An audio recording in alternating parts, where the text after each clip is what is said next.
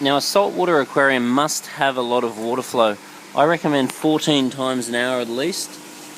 And the best way to provide water flow in a saltwater aquarium is with a water pump. So that's a water pump there that's jetting the water towards the front of the aquarium and then agitating the surface. And that's called horizontal distribution of oxygen. And this is vertical. So they're basically bubbles that you put into the aquarium. Now the bubbles have got high surface tension, so they only actually aerate the water when the bubble pops. So even though it looks like you've got a lot of oxygen in the aquarium, quite often the aquariums run with weak air stones actually lack oxygen and have low dissolved oxygen levels. Now, as far as a saltwater aquarium is concerned, the bubbles can be quite annoying because they pop salt all over the top of the aquarium, which can be extremely annoying and increase your maintenance. With a freshwater aquarium, it really isn't such an issue. With a saltwater aquarium, that's when it is an issue. So providing good water flow with power heads that are going to agitate the surface is going to lower your surface tension and allow good gas exchange and allow good oxygen levels. But one thing that's really annoying is that when you have the bubbles like this and you have good water flow like this, then what happens is the bubbles don't find their way to the top of the aquarium like that and just pop out of the water. Because the water's moving around a lot more, the bubbles get swept away and then create micro bubbles. And micro bubbles are very annoying. That's where you get these tiny, tiny, tiny little specks of bubble in the water which discolors the water.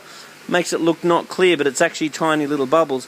If you think you do have micro bubbles, it can be very hard because it looks like dust.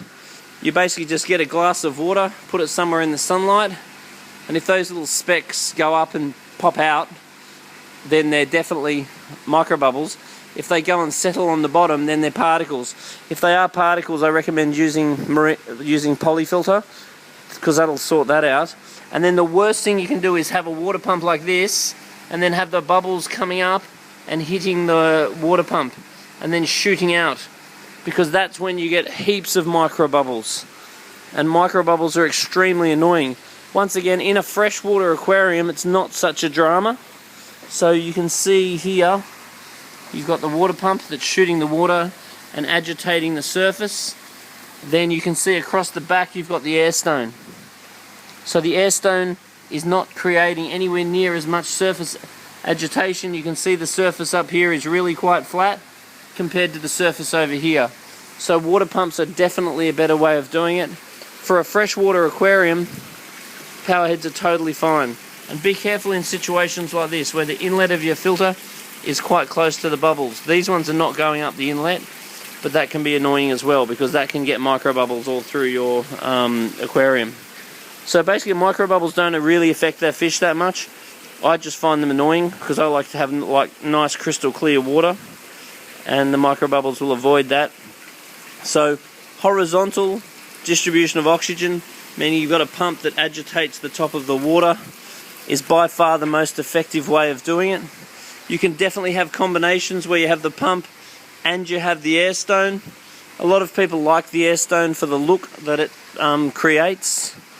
So once again, for freshwater, air stones are totally acceptable. For saltwater, I really think that water pumps are the go. So situations like this, with that pump there, which is magneted to the back of the aquarium, called an Aquarel Reef Circulator 2600.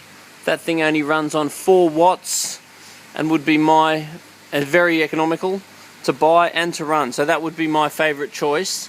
And aims slightly up like this one, so it's getting plenty of surface agitation. So I've got very low surface tension, so I've got heaps of oxygen in the water.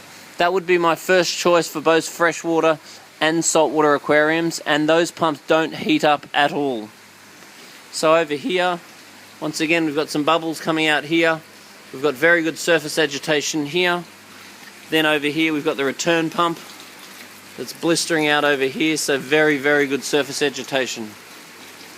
So horizontal is the best way of providing surface agitation, and vertical is also an option.